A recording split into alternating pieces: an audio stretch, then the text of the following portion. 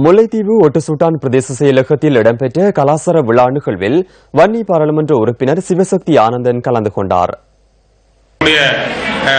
கலையையும் எங்களுடைய பண்பாட்டையும் எங்களுடைய மொழியையும் இனி யாராலுமே அழிக்க முடியாது என்ற எங்களுக்கு ஒரு பெரிய நம்பிக்கை ஏற்பட்டிருக்கிறது.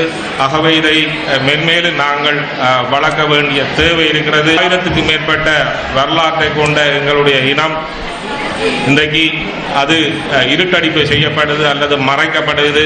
ஆகவே இதை உண்மையான எங்களுடைய வரலாற்றை நாங்கள் பதிவு செய்ய வேண்டிய ஒரு காலத்தினுடைய தேவை கட்டாயம் இருக்கின்றது. ஆகவே இந்த சந்தர்ப்பத்தை நாங்கள் பயன்படுத்தி எங்களுடைய கலை பண்பாடு எல்லாமே மீண்டும் நாங்கள் கட்டி எழுப்ப வேண்டிய ஒரு தேவை இருக்கின்றது.